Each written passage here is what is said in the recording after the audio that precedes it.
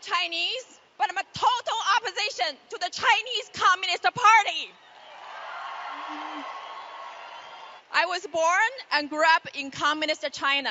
About 20 years ago, I fled the Tiananmen Square and came to the United States of America as a student. I got my master's degree, and I started working for corporate America and the U.S. federal government. Life is good in America, but having a good life does not make me feel safe anymore, because I fear the country that I love is becoming the country that I fled. In a free capitalist society, the Chinese Communist Party has bought out America's most valuable asset, from Wall Street to Main Street, from Hollywood to NBA, from Silicon Valley to North Dakota's farmland, from mainstream media to social media, and even worse, Elon Musk's $44 billion takeover of Twitter is financed by the CCP money. The CCP's enemy number one, Mr. Miles Guo, had his personal account permanently suspended by Twitter a few years ago. The Chinese dissidents had already been canceled out by CCP in China. We had never imagined being canceled here in the United States of America.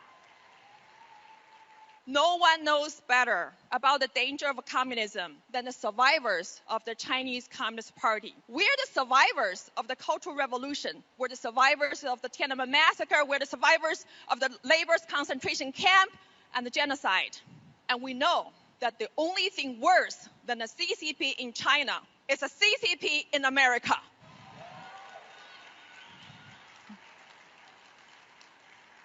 The CCP does not fear the U.S. government, the U.S. media, or any major institution. What it fears the most is we, the people. The deplorables, the Chinese dissidents who are putting their lives on the line, fighting for freedom every day. America is one nation under God, and the CCP might have owned Wall Street, NBA, Hollywood, but the last thing we should allow the CCP to own is America's courthouses, America's justice system, and America's rule of law. I believe in the U.S. Constitution, but can the U.S. Constitution save America from communism? Let's heed the warning by John Adams, your founding father. Our Constitution is only made for moral and religious people. It's wholly inadequate to government of any other. America is one nation under God. If you don't believe God, you will be bought out by the CCP. If you don't believe in God, you will lose this country. Take down the CCP. America has two major political parties, the Democratic Party and the Republican Party. If we don't take down the CCP, the Chinese Communist Party will become the only ruling party in this country, and the party of Xi Jinping will become your permanent dictatorship for life. Wake up, America. From the Tiananmen Square in China to the Freedom Square in America, it's been a long journey for me to be here. It's a journey to freedom, but that's not the end of it. It is just the beginning. I joined the Chinese whistleblower movement and became a member of the new federal state of China, founded by CCP's enemy number one, Mr. Miles Guo.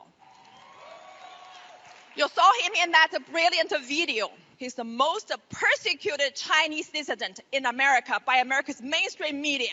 The new federal state of China models itself after the United States of America. And even better, it combines the beauty from the East and the West. It's deeply rooted in the Chinese people's hopes and dreams for freedom, for rule of law, and built upon America's great experiment. The new federal state of China will end the world's largest ever slavery on the face of the earth, empowered by America's corporation, by America's Wall Street, and big tech. So to me, America first means we must take down the CCP first in America, and America's greatness only begins again when the CCP ends here. America will not be free until we end the Chinese slavery, empowered and enabled by America's corporation, Wall Street, and big tech. So join us. Let's take down the Chinese Communist Party.